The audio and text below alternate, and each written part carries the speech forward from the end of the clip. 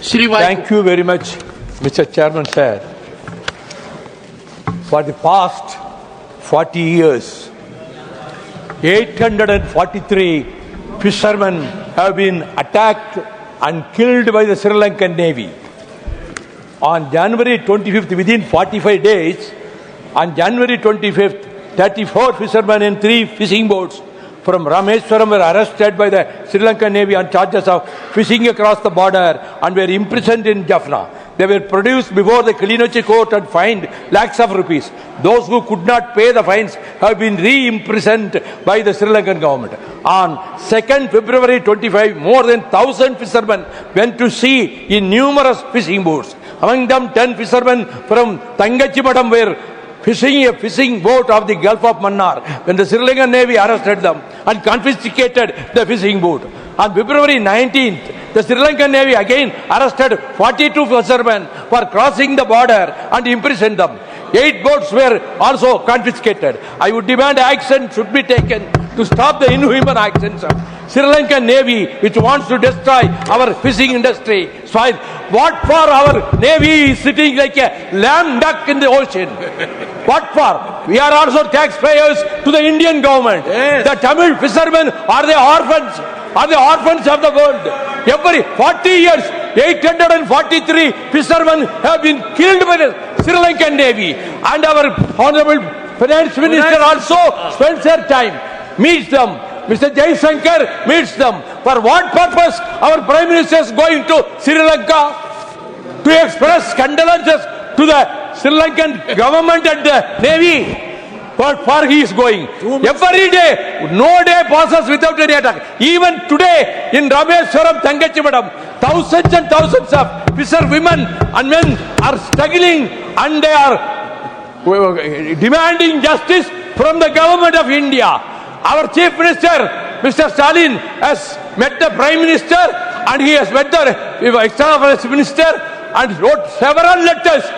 But all are going to the dustbin. This is the way in which the Delhi government, the central government, is treating the people of Tamil Nadu, the citizens of India, fishermen. And hereafter at least, you don't go there. You call them here.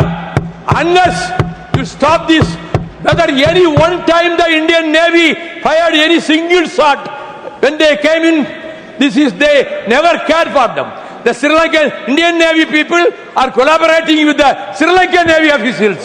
This is going on. Therefore, in whole of Tamil Nadu, we feel we have become totally orphaned by the treatment of the Indian government. I am so thankful you did. Thank you, Mr. Vaiko.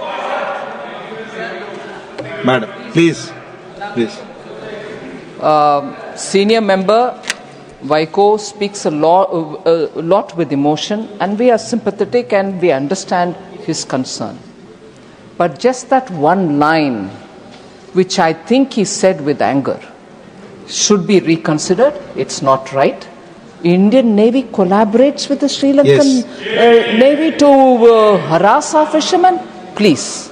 We will make all efforts. In fact, I'll take this opportunity to remind this August House that in 2014, this is a response to 0 hour. Whichever member said that, I would submit to you. In 2014, sir, it was Honorable Prime Minister who directly spoke to the Sri Lankan government on resumption of office here, on becoming the Prime Minister, and brought those fishermen who were sent to the gallows by the Sri Lankan courts and the Sri Lankan government, were brought back alive to India by the efforts made by the Prime Minister, who had just then become Prime Minister. And therefore, let it be sure here that there is no effort left out without trying to help our fishermen. Every time there is a crisis, the Foreign Affairs, External Affairs Minister and the Prime Minister himself. I fully recognize the concern of Vaiko, but on this one line, I would seek the chairs, to remove that line. That's not done. Yes, it will be removed. अपनी सेना के संबंध में किसी तरह की इस तरह की टिप्पणी सही नहीं है. बड़े सीनियर सदस्य मिस्टर वाइको.